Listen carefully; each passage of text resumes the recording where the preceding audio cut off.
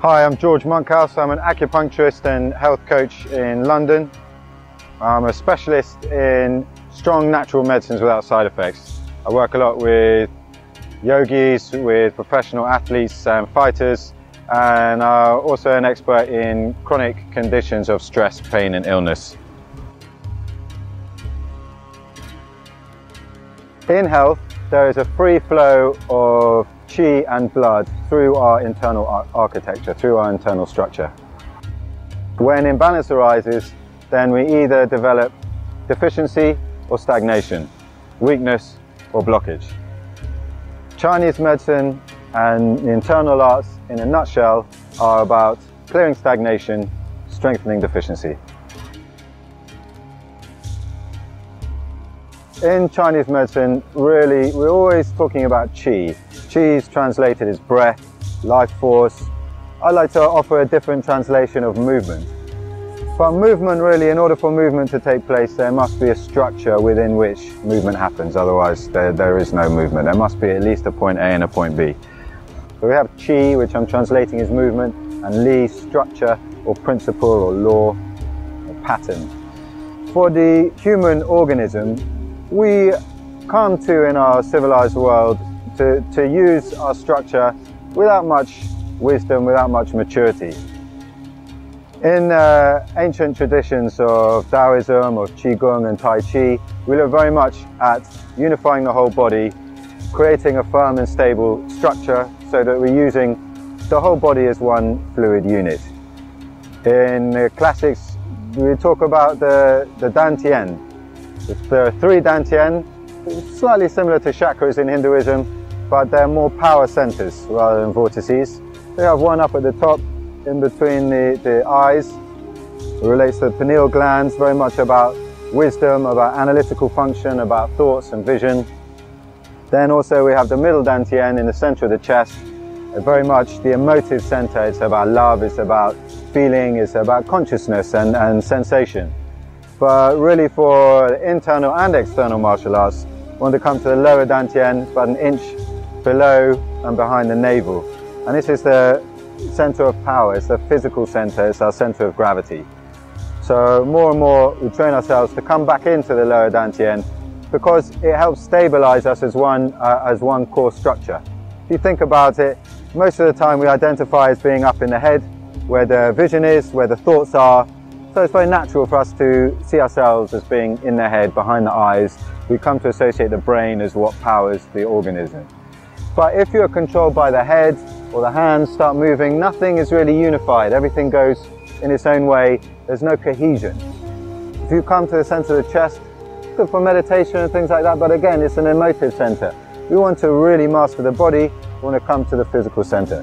So by bringing our awareness, bringing our attention, bringing our place of our sense of self right down to this lower core, then we can really make sure that we are using the whole dynamics of the physical body in the most comprehensive way.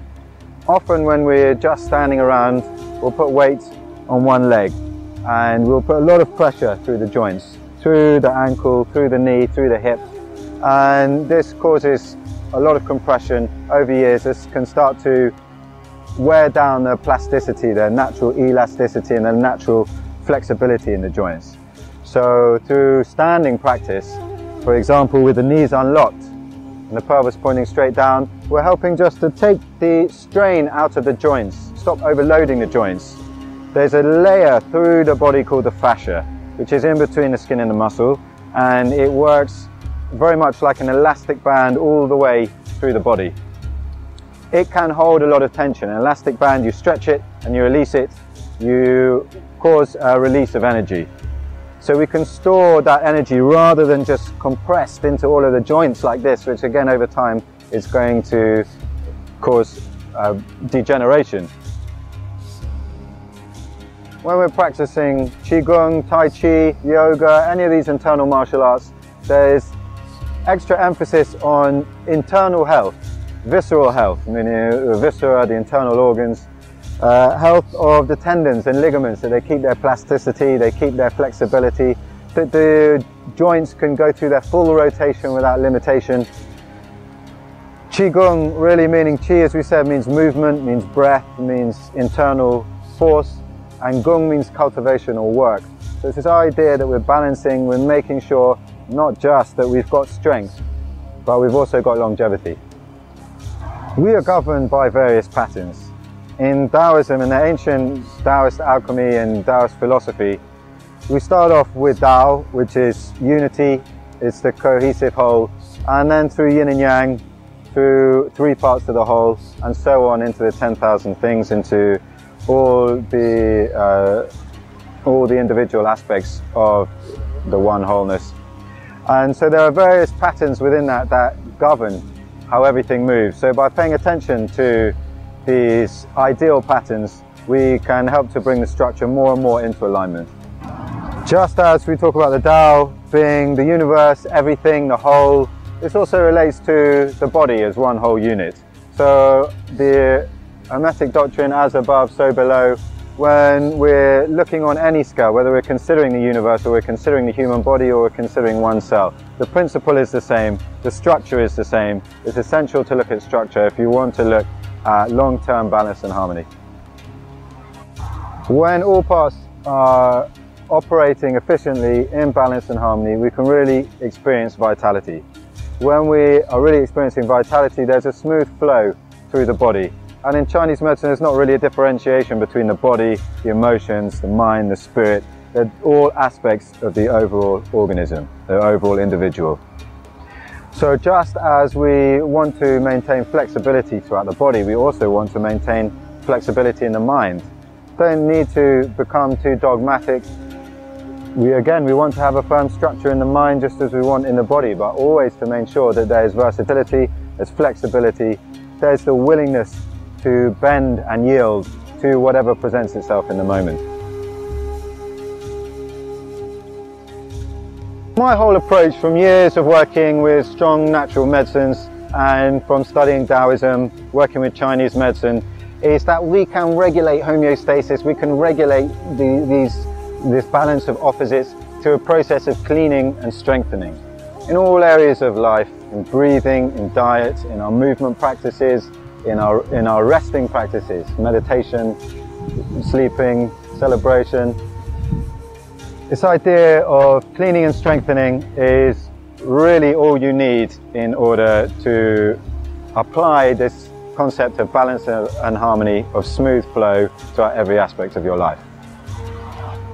When we look at the Chinese interpretation of physiological functions, of bodily functions, we can also use an analogy to understand psychological functions, and that can give a lot of insight into how we operate a balanced lifestyle. So for example, the liver produces bile, which is then stored in the gallbladder and secreted into the stomach to aid in digestion. This idea of aiding in digestion is also very useful if you consider that mentally we're always digesting. Understanding is mental digestion. So when we have compassion, when we have action and decisiveness, this is going to aid our digestion of what happens if someone says something that makes us frustrated or angry. If we have compassion, then we can come to understand why this happens. So the Chinese view of how the physical organism works can give us a lot of insight in how to balance our mental state, our beliefs, and our emotions.